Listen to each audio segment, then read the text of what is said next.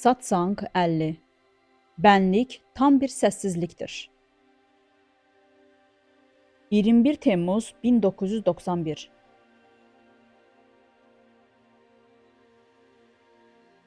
Kayıt aniden başlar. Om. Sizinle birlikte olmak güzel. Sizi tüm kalbimle selamlıyorum. Bugün burada birkaç yeni yüz olduğunu fark ettim. Size ilk soracağım şey şu. Söylediklerimin hiçbirine inanmayın. Neden söylediklerime inanmalısınız? Ben kimim? İyi soru. Bunu daha önce yaşadınız. Söylediklerimi kəlməsi kəlməsinə kabul etməyin. Kalbinizi açın. Lehdə veya aleyhdə heç bir fikriniz olmasın. Heç bir sonuca varmayın. Kavramlarınızı və öncədən belirlənmiş fikirlərinizi bir sürəliyinə kapının dışına bırakın və sadəcə olun. Özünüz olun. Özünüz zaten kim olduğunuzu biliyor. Beden zihin olduğunuza inanıyorsunuz.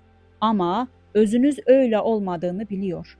Özünüz nihai mutluluk, saf farkındalık, nirvana, mutlak gerçeklik olduğunuzu biliyor. Özünüz bunu zaten biliyor. Özünüz olun.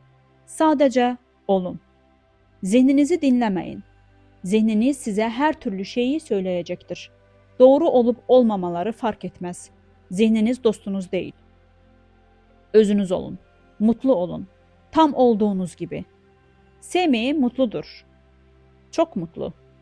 Harika, gülüyor. Kasetin diğer tarafı da bunu yapıyor, gülüyor.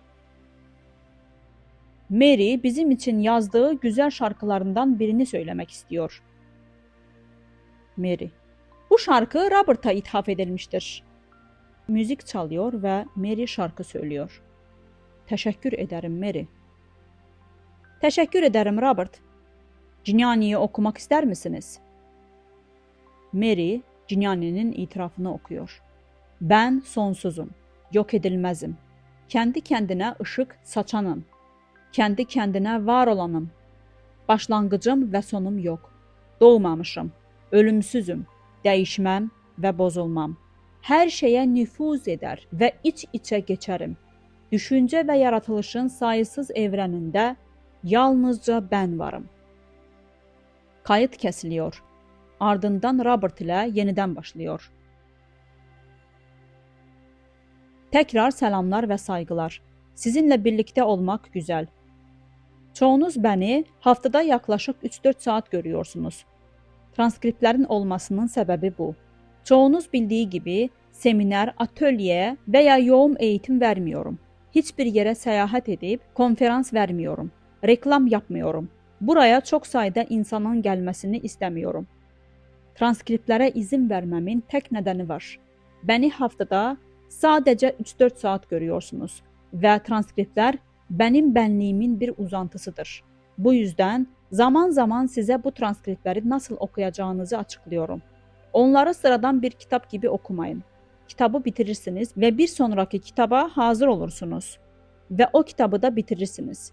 Ve bir sonrakine hazır olursunuz. Ve ilkini tamamen unutursunuz. Bu sadece bilgi değil. Metinleri okumanın doğru yolu uyanmadan önce ve sabah kalktığınızda okumaktır. Bir kere okuyun. Sonra başa dönün.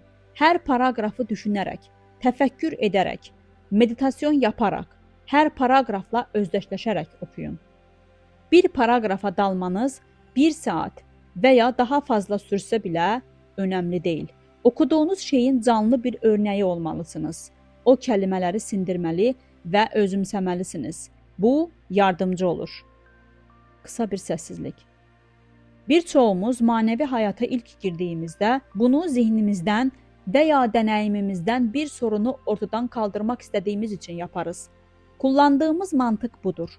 Daha mutlu bir insan olmak isteriz. Vücudumuzdaki bir hastalığı ortadan kaldırmak isteriz. Hayatımızdaki eksikliği veya sınırlamayı ortadan kaldırmak isteriz. Baş edemeyeceğimiz bir sorunumuz olduğunu düşünürüz ve bunu ortadan kaldırmak isteriz. Başlangıç aşamalarında bunların hepsi iyi ve güzeldir. Jnana, Advaita Vichara, öz sorgulama, ikili çalışmayan çalışma gibi bir şeye girdiğimizde fiziksel olarak ne yaşadığımızın hiçbir fark yaratmadığını anlamaya başlarız. Fiziksel ihtiyaçlarımızı düşünmeyi bırakırız. Artık bu ihtiyaçları dikkate almayız. Bədənlərimizi unuturuz. Kötüyü iyiyə çevirməyə çalışmayız. Bu dünyanın bir illüzyon olduğunu hiss etməyə başlarız. Duyduğumuz, kokladığımız, dokunduğumuz, hiss etdiyimiz və haqqında konuşduğumuz dünyanın gerçək dünya olmadığına inanmaq üçün büyülənmişsinizdir. Rüya dünyası gibi bir dünyadır. Bu şeyləri düşünərək ilerleme kaydediyoruz. Bir süre sonra duygular bir nevi azalıyor. Birçoğunuz beni arayıp, Robert, hiçbir şey olmuyor diyorsunuz. Bu çok komik. İşte mesele tam da bu. Hiçbir şeyin olmaması gerekiyor. Ne olmasını istiyorsunuz? Hiçbir şey olmadığında işte o zaman gerçekten ilerleme kaydediyorsunuz. Birçoğunuz yaşam tarzınızda değişiklikler yapmanız gerektiğine inanıyorsunuz. Bir yere taşınmanız gerekiyor. İlerleme kaydettiğinizi göstermek için hayatınızda bir şeyler olması gerekiyor. Tersine bakıyorsunuz. Hayatınızdaki her şey bir hiçliğe dönüşmeli. Arzularınız giderek azalmaya başlamalı. İhtiyaçlarınız, istekleriniz, bedensel rahatsızlıklarınız. Bunlar hayatınızdan silinmeli. Başka bir deyişlə, dünyayı, bədeninizi və zihninizi aşıyorsunuz. Sadece bu şeyləri aştığınızda gerçek mutluluğu ve gerçek sevinci hissetmeye başlıyorsunuz. Bütün büyük bilgeler, büyük azizler bize aynı şeyi söylediler. Zihinsiz bir duruma geçmemiz gerekiyor. Sorunlarımız ve sıkıntılarımız hakkında düşünmemeliyiz. Çünkü bunları düşünmek onları daha da artırır. Her şey karmiktir. Her şey önceden belirlenmiştir ve hayatınızda olup biten her şeyin olması gerekir. Ancak siz bunun başına gelen hayat değilsiniz. Siz o değilsiniz. Tek yapmanız gereken uyanmak. Yeni teknikler öğrenmeniz gerekmiyor. İnsanlar öğretmenden öğretmene koşuyor. Kitap üstüne kitap okuyor. Aydınlanmalarını sağlayacak özel bir teknik bulacaklarını düşünüyorlar. Böyle bir teknik yok. Fikrin tüm tekniklerden vazgeçmek, her şeyi teslim etmek, boşluğa düşmek ve sadece uyanmak olduğunu göremiyor musunuz? Ama çoğunuz dünyaya, mayaya o kadar saplanmışsınız ki size uyanmanızı söylediğimde uyanamıyorsunuz. Siz kendinizi uyandırmak için belirli teknikler kullanıyorsunuz. Oysa hiçbir teknik gerçekten gerekli değil. Ama siz uyanmayı reddediyorsunuz. İşte bu yüzden kadim zamanlardan beri büyük bilgeler bize sadece olgun bir ruhun cinyana, gerçek cinyana veya gerçek Advaita Vedanta veya Atma Vichara uygulayabileceğini söylemişlerdir. Çünkü çok basit. O kadar basit ki zorlaşıyor.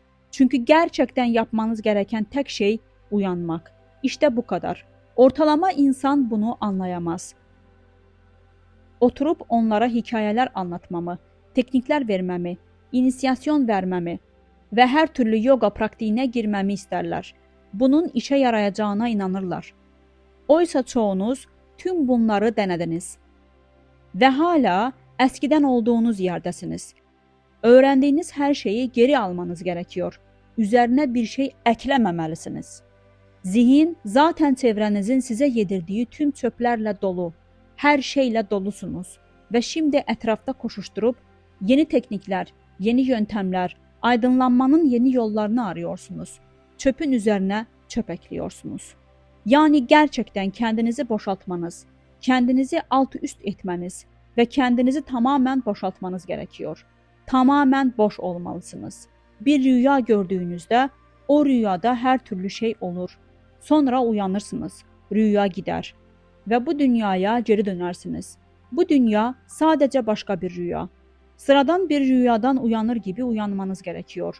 Uyanarak bu dünyadan özgürleşmeniz gerekiyor. Bir rüyadan uyandığınızda artık rüya dünyasını düşünmezsiniz. Çünkü bu dünyaya uyanmışsınızdır. Bu dünyada uyandığınızda ölümsüz Atman olduğunuzun, mutlak gerçeklik, her şeye nüfuz eden, her yerde bulunan varlık olduğunuzun farkına varırsınız. Hiç doğmadınız, hiçbir yere gitmeyeceksiniz.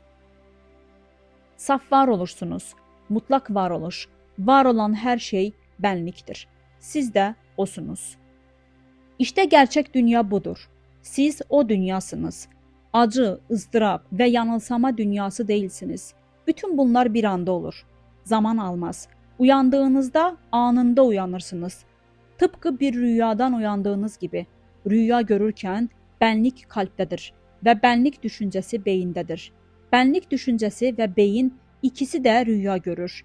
Rüyadan uyandığınızda bu anında gerçekleştiğinde benlik düşüncesi kalbe atlar ve benlik olur. Benlik her şeyi kapsayan bilinçtir. Bu, rüyadan uyanmakla gözlerinizi gerçekten açmak arasında gerçekleşir. Gözlerinizi açtığınızda benlik düşüncesi beyine geri döner ve sizi dünyaya karşı bilinçli hale getirir. Bu dünyadan uyandığınızda benlik düşüncesi beyinden ayrılır ve kalp merkezinde kaybolur. Bu nedenle benlik olursunuz. Anında gerçekleşir. Birdenbire olur. Tamamen özgür, tamamen mutlu olursunuz. Arka planda biri horluyor. Birisi şu anda tamamen özgür. Kahkaha. Yaşasın! Satsang sırasında biraz kargaşa, kayıt kesintisi. Ardından kayıt aniden başlıyor. Zen Budist keşişi olmak istedi. Japonya'daki bir zendo hakkında duydu ve oraya uçtu. Roshi ile görüşme yaptı ve Roshi ona tüm kuralları ve düzenlemeleri açıkladı. Bu arada odanıza gitmeden önce burada sessizlik yemini ediyoruz. 10 yılda sadece 3 kelime konuşuyoruz, dedi. Bunun üzerine rahip tamam dedi ve odasına gitti. 10 yıl geçti. Roshi ile tekrar görüştü. Roshi, söyleyecek bir şeyiniz var mı diye sordu. Rahip, yemekler berbat dedi ve odasına geri döndü. 10 yıl daha geçti. Roshi ile tekrar görüştü. Roshi, söyleyecek bir şeyiniz var mı diye sordu. Yataklar sert dedi ve odasına geri döndü. 10 yıl daha geçti ve Roshi'yi tekrar görmeye gitti. Roshi, söyleyecek bir şeyiniz var mı diye sordu. Rahip, istifa ediyorum dedi. Bunun üzerine Roshi, sizi suçlamıyorum. Buraya geldiğinizden beri sürekli şikayet ediyorsunuz, dedi. Öğrenciler gülüyor. İşler aslında göründüğü kadar kötü değildir. Arka planda gürültü devam ediyor. Kendinize bakın ve bu duruma nasıl tepki verdiğinizi görün. Ne hissediyorsunuz? Ne düşünüyorsunuz? Bunlar ele alınması gereken düşüncelerdir. Bu, olan biteni umursamadığımız anlamına gelmez.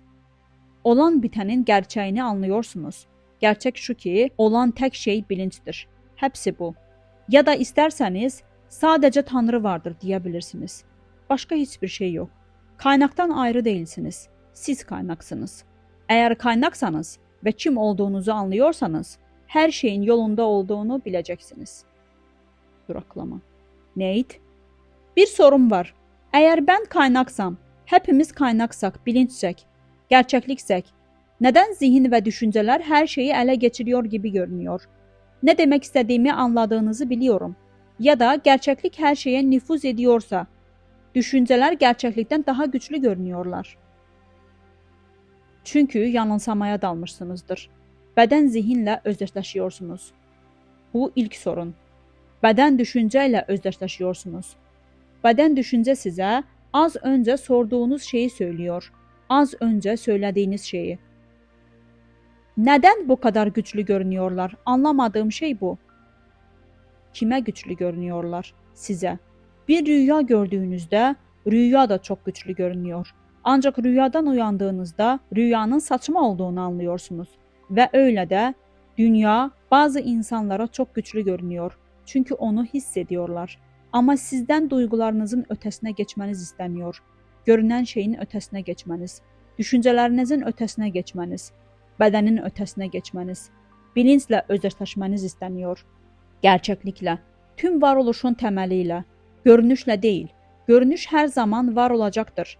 Görünüşle uğraşmayın. Hiçbir şeyle uğraşmayın. Görünüşün tanığı olun. Zihninizin tüm bu oyunları oynamasını izleyin. İçinizde neler olup bittiğini gözlemleyin. Eminim ki bunu birkaç anlığına olsa da yapabilirsiniz. Sonra kendinize sorabilirsiniz. Gözlemci kim? Duyguları, zihni ve düşünceleri gözlemleyen kim?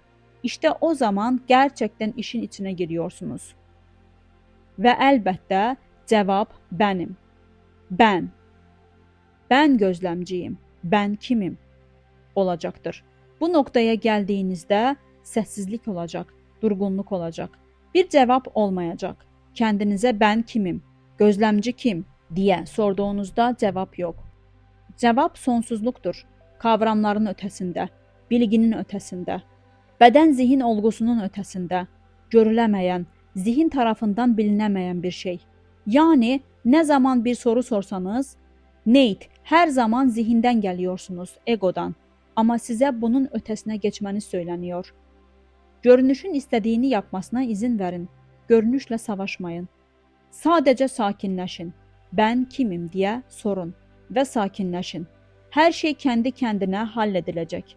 Bakın Nate, her zaman yapanın siz olduğunuza ve bir şey yapılmadıkça hiçbir şeyin olmayacağına inanıyorsunuz. Böyle yetiştirildik. Okulumuz, ebeveynlerimiz, çevre bize bir şey yapmadıkça hiçbir yere varamayacağımızı söyledi. Gülüyor. Ve biz de tam olarak oraya varmak istiyoruz. Hiçbir yere. Bunca yıldır bir yere varmamız gerektiğine inandık. Ama hiçbir yere varmak istemiyoruz. Hiçbir yere varamadığınızda özgür olacaksınız. Yani her soru sorduğunda Nate, bunu yapanın bakış açısından yapıyorsunuz. Ben Nate. Yaşıyorum. Ben yapanım. Biliyorum, hissediyorum, deneyimliyorum. Her zaman ben. Çözüm orada. O benden kurtulun. Eğer yapan ben ise, eğer bu şekilde hisseden kişi ben ise, benin ortadan kalkması mantıklı geliyor. Bu şekilde hissedecek kimse kalmayacak ve yeni bir bilinç durumunda olacaksınız. Bu mantıklı değil mi? Yani ne zaman bir soru sorsanız, soruyu soran kişinin ben, yani Nate olduğunu fark edin. Acı, sefalet ve benzeri şeyleri yaşadığım için bilmek istiyorum. Bu nedenle size her zaman söylediğim gibi beni yakalayın, bende kalın. Ben düşüncesini kaynağına kadar takip edin. Ben düşüncesi kaynağı, yani göğsün sağ tarafına, ruhsal kalbe geri döndüğünde büyülü Nate olursunuz. Tipik olarak yeni bir insan olursunuz. Artık eski benliğiniz değilsiniz. Saf zeka olursunuz. Bu, şu anda burada oturan Nate'den tamamen farklıdır. Yine şöyle de bakabilirsiniz. Bir rüya görüyorsunuz ve o rüyada bir yoksulsunuz.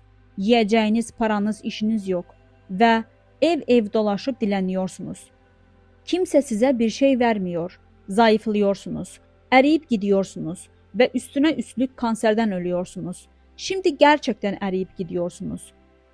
Sonra beni yolda yürürken görüyorsunuz ve diyorsunuz ki, Robert, benim için bir şey yapın, bana yardım edin. Bana neler oluyor bakın. Ve ben de size diyorum ki, Nate, size karşı büyük bir şefkat duyuyorum ama hayal görüyorsunuz. Bunların hepsi bir rüya ve bana bakıp diyorsunuz ki, bunu nasıl söyleyebilirsiniz Robert? Bana bakın, halime bakın. 20 gündür hiçbir şey yemedim. Vücudumun her yerinde kanser tümörleri var. Sonra sanki ölüyormuşsunuz gibi görünüyor ve uyanıyorsunuz. Kendinizi yatakta buluyorsunuz. Kendinize gülüyorsunuz. Hala hayattasınız. Güllerin kokusunu alıyorsunuz. Ağaçların gökyüzünün tadını çıkarıyorsunuz. Hiç ölmediniz. Ve hayat da böyledir.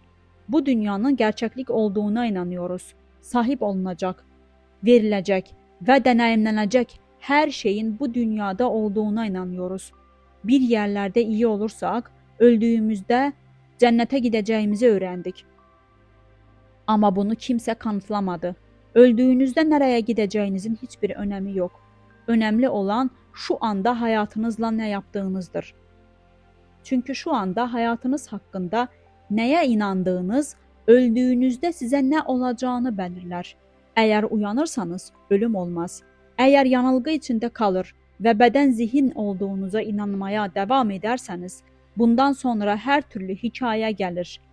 Uyanana kadar farklı bedenlerde tekrar geri dönmeniz ve karma deneyimlerinden geçmeniz gerekir. Bu yüzden daha önce de söylediğim gibi bu öğreti herkes için değil. Çoğu insan bunun neyle ilgili olduğunu anlayamıyor. Hayattayım, dünyadayım. Pranayama, nefes egzersizleri yapabilirim. Yoga egzersizleri yapabilirim. Zihinsel huzur bulmak için meditasyon yapmayı öğrenebilirim diyorlar ve bu kadarıyla yetiniyorlar. Ama size diyorum ki her şeyden kurtulmalısınız. Bedeninizi, dünyayı ve zihninizi aşmanız gerekiyor. Ve bu size kalmış. Sizi herhangi bir şeye ikna etmeye çalışmıyorum. Size neyin doğru olduğunu, neyin yanlış olduğunu söylemeye çalışmıyorum. Ben sadece benliği deneyimlemek için buradayım ve kendinizi mutlak gerçeklik olarak görebilirseniz, şimdiye kadar yaşamış en mutlu varlık olacaksınız. Mutluluk, ilahi sevinç, nihai mutluluk gibi kelimeler duyuyorsunuz. Yine de size diyorum ki, bu şeyleri bir beden olarak deneyimleyemezsiniz. Bu imkansız. Beden bu şeylerin hiçbirini deneyimleyemez. Ben olduğunuz sürece, ben Joseph'im, ben Henry'im, ben Robert'ım, ben Mary'im, ben Joan'ım dediğiniz sürece bu ben bir yalandır. Siz o değilsiniz. Doğduğunuzda Joseph miydiniz yoksa Mary miydiniz? Doğduğunuzda kimdiniz? Bir adınız yoktu. Sadece doğmuş gibi göründünüz. Size bir isim verildi ve şimdi isminizle özdeşleşiyorsunuz. Tıpkı bir köpeğin ismiyle özdeşleşmesi gibi. Bir köpeği ismiyle çağırırsanız cevap verir. Beden olduğumuzda hayvanlarla aynıyız. Bir hayvandan farklı değiliz. Sadece tek bir yönden farklıyız. Hayvan bilinçlidir. Biz ise öz bilinçliyiz. Öz bilinçli olmamız size bir ipucu vermeli ve öz olduğunuzu anlamanızı sağlamalıdır. Öz, beden, zihin, dünya veya evren değildir. Öz, saf varoluştur. Öz vardır. Öz tam bir sessizliktir. Özü tanımlayacak kelimeler yoktur. Yine de siz osunuz. Özü ancak sessizleştiğinizde bulabilirsiniz. Bu yüzden atma vichara, öz sorgulama gibi öğrendiğiniz yöntemler sizi derin bir sessizliğe götürmek içindir. Sizi tam bir sessizliğin olduğu bir yere götürmek içindir. Tam bir huzur. O yere ulaştığınızda benlik kendinizi siz olarak ortaya çıkaracaktır. Tıpkı güneş gibi. Güneş bulutlarda gizlenir ve kimse güneşi göremez. Bazen güneşin bir parıltısı belirir ama sonra bulutlar dağılır. Ve ancak bulutlar dağıldığında güneşin tamamını görebilirsiniz. Bantarası. Bedeninize olan inancınız da tıpkı bulutlar gibi. Zihniniz de bulutlar gibi. Bedeninizin ve zihninizin gerçek olduğuna inanıyorsunuz. Yaşadığınız tüm deneyimlerin gerçek olduğuna inanıyorsunuz. Tıpkı bulutlar gibi. Ama sonra bir gün bu deneyimler kime geliyor, bana mı? Ben kimim diye sorarak bir gün bir şey olur. Ve bulutlar dağılmaya başlar. Ve gerçek benliğiniz tüm neşesi ve mutluluğuyla parıldar ve özgür olursunuz. Zamana bakmayın. Kendinize bir haftadır pratik yapıyorum ve hiçbir şey olmadı. Ya da bir aydır, bir yıldır, hatta bir ömür boyu bile. Hiçbir fark yok diye düşünmeyin. Sadece şunu hatırlayın. Neye inanıyorsanız, ne yapıyorsanız yapın, sessizliğe, o sakin yere yönlendirilmek istiyorsunuz. Tam bir sessizliğin, tam bir huzurun olduğu yere ve oraya vardığınızda sonsuza dek özgür olacaksınız. Bu sırada bir soru sormak isterseniz çekinmeden sorabilirsiniz. 2 soru sorabilirsiniz. Bir sorum var. Bazen öz sorgulama benim için zor oluyor. Bu yüzden ben düşüncesine tutunuyorum. Bir keresinde Ramana'nın kitabından bahsetmiştim. Ben diyordu. Ve ben de neden böyle yaptığını anlamıyorum. Öz sorgulamadan farklı mı? Yoksa birbirlerine mi yardımcı oluyorlar? Sadece biraz daha açıklık istedim. Ben düşüncesine tutunursanız, kendinize tutunuyorsunuz demektir. Gerçek benliğiniz bendir. Var olan tek ben. Bu yüzden ben düşüncesine tutunmak sonunda sizi kalbe götürecek. və siz də mən olacaqsınız. Mən varım. Sahte bir ben və gerçek bir ben yok mu yani? Görünüşe göre var. Bahsettiğiniz sahte ben düşüncesidir. Başlangıçta ben düşüncesi vardır. Bu, her gün kullandığımız bendir. Ben mutluyum, ben hastayım, ben zenginim, ben fakirim. Benim buna ihtiyacım var, benim şuna ihtiyacım var. Ben şunu yaşıyorum, ben bunu yaşıyorum. Bu ben düşüncesidir. Bu bir fikirdir. Gerçekte var olmaz. Kalbinizden çıkmış ve beyninize gitmiş ve böylece ben bedenim, ben dünyayım ile özdeşleşmişsinizdir. Ben üzerinde meditasyon yapmaya devam ettikçe ben düşüncesi beyinden ayrılıp kalbe geri dönmeye başlar. Yani sahte benliğe tutunuyorum ve sonunda bu kendiliğinden çözülecek mi? Gerçek benliğe geri dönecek ve özünüz olacaksınız. Bunu yapabiliyorsanız iyi bir politika. Bazılarımızın bundan biraz tiksinmesinin nedeni çok basit olmasıdır. Düşünün, tek yapmanız gereken burada oturup ben demek. Bir tür öz istiyoruz. Mantralar, japa ve dualar gibi. Derin bir şey yapmamız gerektiğini düşünüyorsunuz. Ve size söylüyorum ki yapmanız gereken derin bir şey yok. Küçük bir çocuk gibi basit olmalısınız. Kendinize gülün.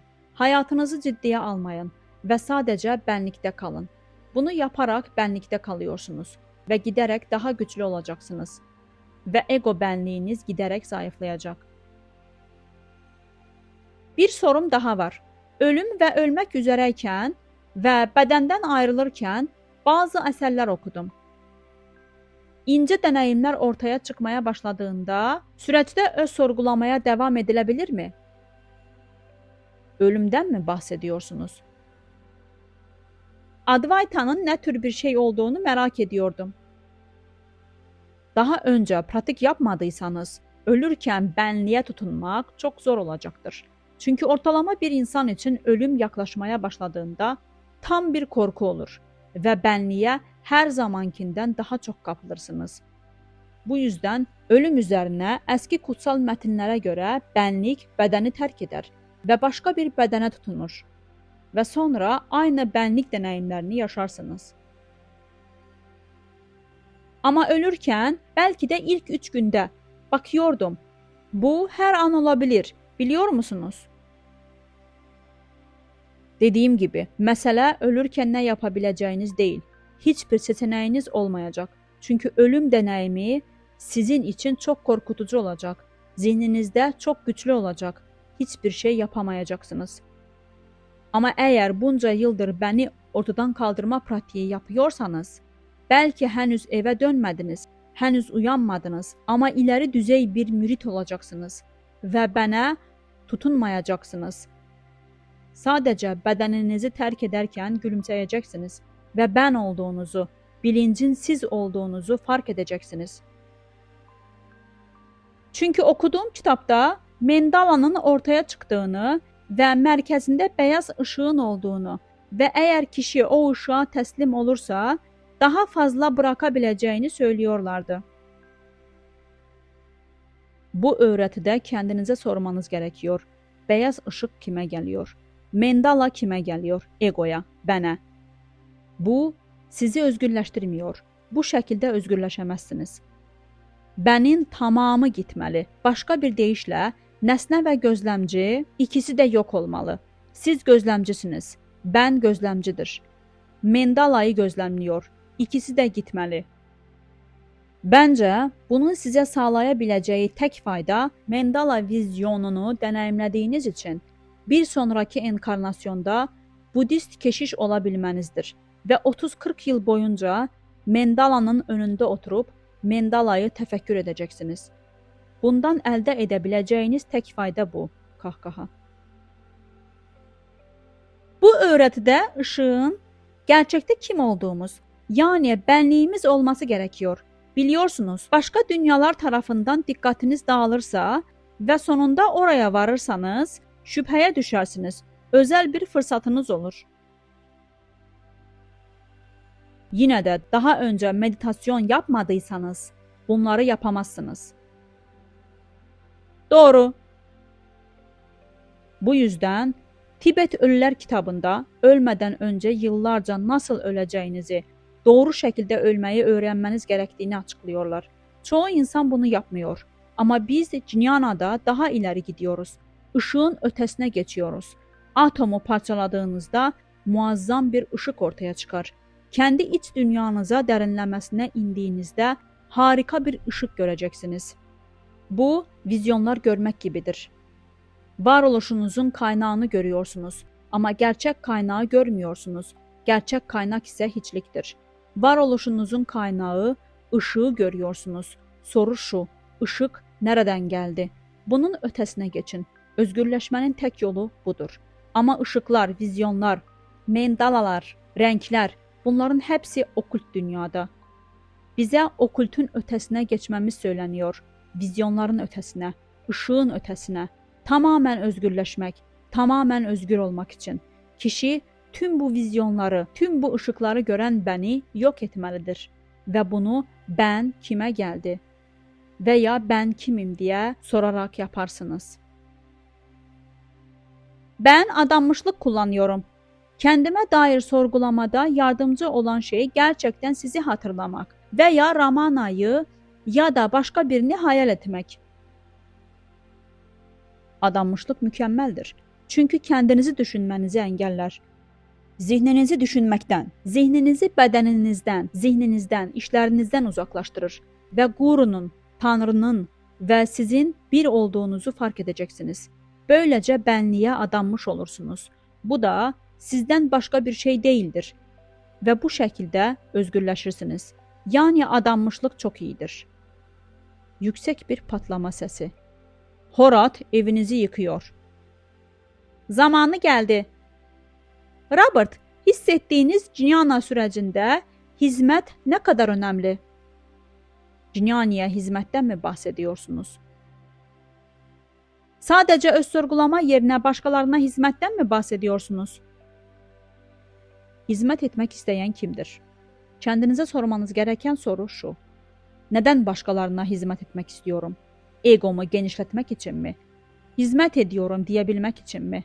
Öz sorgulamayı özenle uygularsanız, hizmet etmeniz gerekiyorsa hizmet edersiniz. Sizin bununla hiçbir alakanız yok. Bedeniniz bu dünyaya gelmek için ne gerekiyorsa onu yapacak.